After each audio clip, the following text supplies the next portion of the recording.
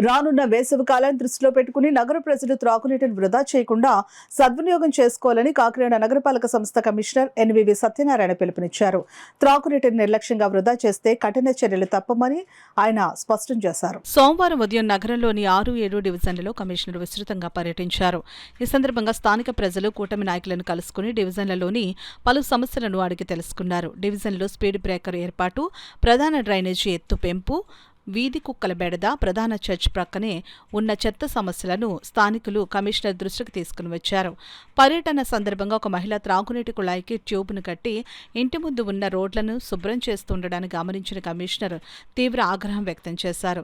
త్రాగునీటిని ఈ విధంగా వృధా చేయడం అసహ్యకరమని పేర్కొంటూ భవిష్యత్తులో ఇలాంటి ఘటనలు పునరావృతం కాకుండా చర్యలు తీసుకోవాలని అధికారులను ఆదేశించారు. సంబంధిత ఇంటికి 2 రోజుల పాటు త్రాగునీటి సరఫరా నిలిపివేయాలని సూచించారు.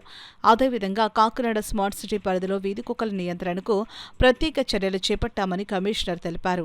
ఇటీవల నగరంలో వీధి కుక్కల దాడులు పెరుగుతున్న నేపథ్యంలో ప్రజలు అధికంగా సంచరించే ప్రాంతాలపై ప్రత్యేక దృష్టి సారించి చర్యలు తీసుకుంటున్నామని, నగరాన్ని మరింత సుందరంగా తీర్చిదిద్దడంతో పాటు ప్రజా సమస్యలను నేరుగా పరిష్కరించాలనే లక్ష్యంతో డివిజన్ స్థాయిలో పర్యటనలు నిర్వహిస్తున్నామని కమిషనర్ తెలిపారు. స్థానికంగా ఉన్న పార్కును పీపీపీ విధానంలో అభివృద్ధి చేస్తామని, స్థానికంగా ఉన్న పారిశ్రామికవేత్తలతో చర్చలు జరుపుతున్నామని అన్నారు.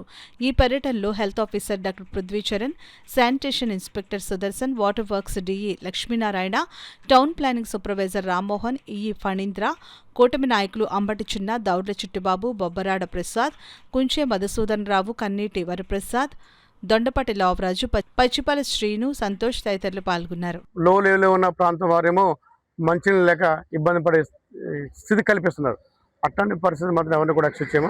అదేవిధంగా ఈ డాగ్స్ సంబంధించిన కూడా మరి డాగ్ టీమ్స్ కూడా మనం కూడా తీసుకువస్తున్నాం. డాగ్ టీమ్స్ వచ్చింది. డాగ్ టీమ్స్ కూడా మరి ఏదైతే కొంచెం డాగ్స్ 2 టైప్స్ ఉంటాయి. ఒకటి కొంచెం క్రూషియర్లు, 2 నార్మల్ డాగ్స్ ఉంటాయి. ముందుగా ఈ క్రూషియర్ డాగ్స్ని కూడా తీసుకెళ్ళి మనం అక్కడ వాటికి స్టెరిలైజ్ చేసి వాటికి షెల్టర్ కూడా మనం ఏర్పాటు చేయడం జరిగింది. ఈ డాగ్స్ విషయంలో కూడా మనం చూస్తున్నాము. ముఖ్యంగా ఈ డ్రైన్స్ విషయంలో పెరిగిపోతున్న ఈ చెత్త చెదారం కూడా మనం ప్రజలను కూడా నేను రిక్వెస్ట్ చేస్తున్నాను. ఏమిటంటే ఏదైతే ఉందో పెరిగిపోతుందో అది కొంచెం ఆ చెత్త మేము సెంటర్స్ ఏర్పాటు చేసాం. ఆ చెత్త సెంటర్లు వేస్తున్నట్లయితే మంచిగా డంప్ చేసుకోకుండా డ్రైన్లు వేయవద్దని మేము రిక్వెస్ట్ చేస్తున్నాము. అదేవిధంగా ఇక్కడ చర్చి దగ్గర డంపింగ్ యాడ్ పెట్టారు. దానివల్ల ఇబ్బంది అవుతుందని స్థానిక పెద్దలంతా కోరారు. అది కూడా మన ఎంహెచ్ఓతో చెప్పి డంపింగ్ యార్డ్ని పక్కకి పెట్టే ఏర్పాట్లు మనం చేతకి చూసుకుంటున్నాం. ఎందుకంటే ప్రజలు సహకరించండి, మేము కూడా మీ తోటి పనిచేస్తాము. సో ఈ బోత్ ప్రజలు ప్రభుత్వం 2 కలిసినట్టయితే మన స్వచ్ఛ కాకినాడని మనం చేయటం ఉంటుంది. మీ సహకారం మాకు అందించింది. డిఫరెంట్గా 24 అవర్స్ మీతో మేము పనిచేస్తాము. అదేవిధంగా పురమిత్ర యాప్ ఒకటి ఉంది. ఇక్కడ ఎంతమందికి పురమిత్ర యాప్ ఉందో నాకు తెలియదు. So all should be upload. మీ చిన్న ఆ లైట్లు వెలగట్లేదా అనేది కానీ లేకపోతే డ్రింకింగ్ వాటర్ సరిగ్గా రావట్లేదు కానీ, డ్రైన్ సరిగ్గా రావట్లేదు కానీ ఏదైనా ఉన్నట్లయితే మీరు పురమిత్ర యాప్లో అప్లోడ్ చేసినట్లయితే మేము వచ్చి దాన్ని వితిన్ 24 అవర్స్లో మనం చేసుకోవడం జరుగుతుంది. దయించి అందరూ కూడా మరి పురమిత్ర యాప్ని కూడా ఉపయోగించుకొని మీరందరూ కూడా సద్వినియోగం చేస్తుందిగా మీ అందరినీ కోరుతుంది.